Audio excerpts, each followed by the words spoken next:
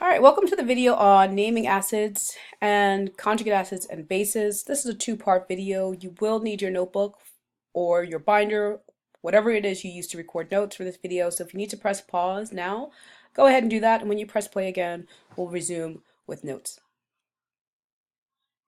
So in the first part of the video, we're going to focus on naming acids. For this, you will need to have memorized your list of polyatomic ions. And if you're not feeling super confident in that, I would have that list of polyatomic ions handy.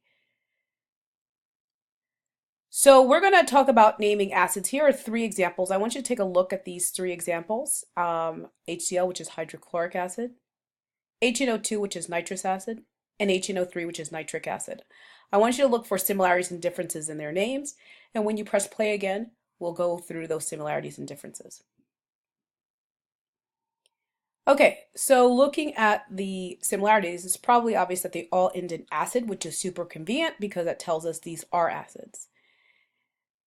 In terms of differences, the first one has this hydro on it, and then the last two do not have that hydro as a prefix. You may also notice that in the first one, there's only one type of atom for the anion. In the last two, they use these polyatomic ions as their anion. Finally, the first one has this ic ending, along with the second one has this. The third one has the ic ending, but the one in the middle has this us ending. So what's the deal? When do we use certain endings?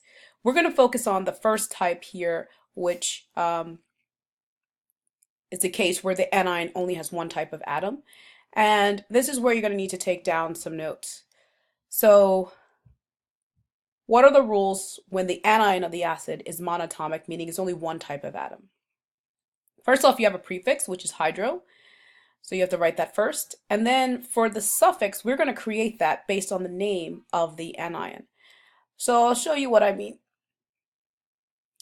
For example, HCl,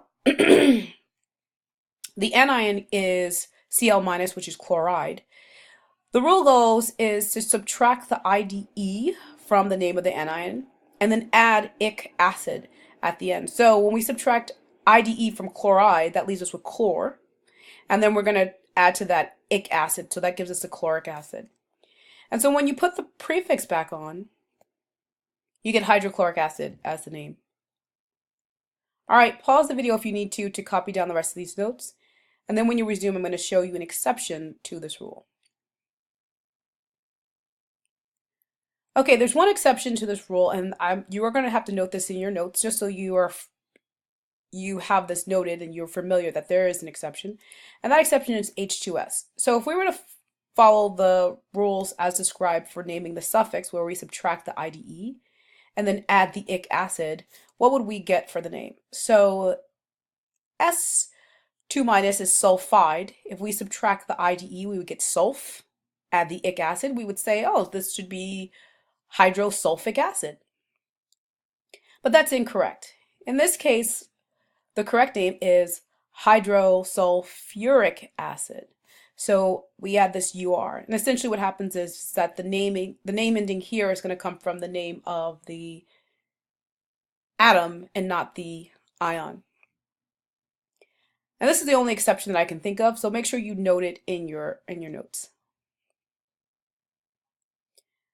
Okay, I just want to point out that for the monatomic anions, there are very few of them that are used to make acids, just these groups that I can think of. So fluoride, chloride, bromide, iodide, sulfides, selenide, and phosphides. Most of the other ones, they're not very common to see them being used as acids, but these are the ones that are most common. So as you can tell, there are like only about 7 of them that you would typically see with these monatomic anions.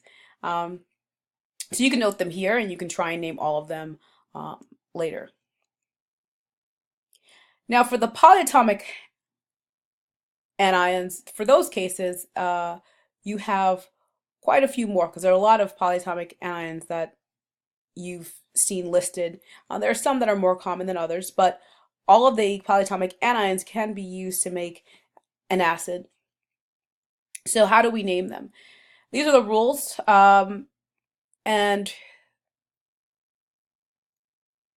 Remember that when you have an anion that has two or more types, that's your polyatomic, two or more types of atoms, that's our polyatomic anion.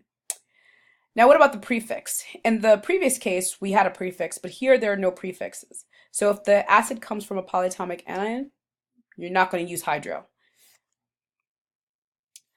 The suffix, there are two sets of rules. We're going to focus on the second one, but I'll just tell you how you can try and memorize those rules.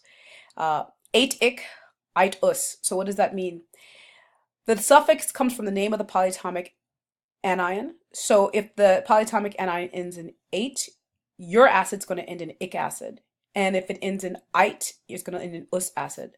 So let's see this example here. We have HNO2. The polyatomic anion is NO2 minus, which is nitrite. So what we'll do is we'll subtract from it the ite, ITE, and add on to it the us acid. And that's going to give us nitrous acid. That's how we got that name. And again, notice there's no hydro in the front. All right, make sure you copy these notes down and then we'll give you another example. All right, next example here, the rules are the same, but in this case, the polyatomic anion is NO3, or NO3 minus, which is nitrate. And so the ending of our acid is going to sound different. So we're going to subtract the ATE ending and replace it with ic acid, and that gives us nitric acid. So the full name here is nitric acid. All right, so you might want to write down the ate ik, eit us. It's something that you just have to memorize. I will link another video that has a mnemonic to help you with these rules. And if you choose, you can watch that video and memorize that mnemonic if that's more helpful for you. All right, just in the case with the monatomic, the polyatomic acids or acids made of polyatomic ions have a few exceptions, and here are the exceptions. No surprising here. So H2SO3, we wouldn't say sulfus acid, it's sulfuric acid. And H2SO4 is not sulfic acid, it's sulfuric acid. So we just add those URs again, just as you saw with H2S. Two more examples are the comes from phosphite and phosphate. So we wouldn't call this phosphorus acid, it's phosphorus acid.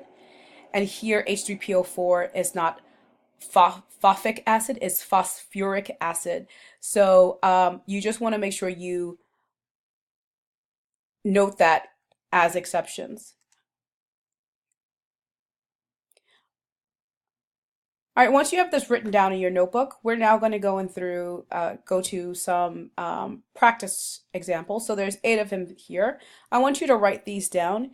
So in the case of 1, 2, 3, 5, and 8, you need to write down the name. And 4, 6, and 7, you need to write the chemical formula of the acid where these came from. When you press play again, I'll reveal the answers. Okay, so here are the answers. You can check them as you go.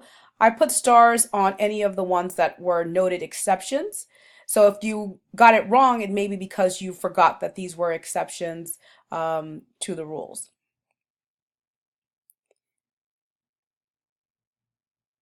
All right. One final note that I think is important to note, it's just a little side note here. You don't have to memorize this, but this may make things make a little bit more sense to you. And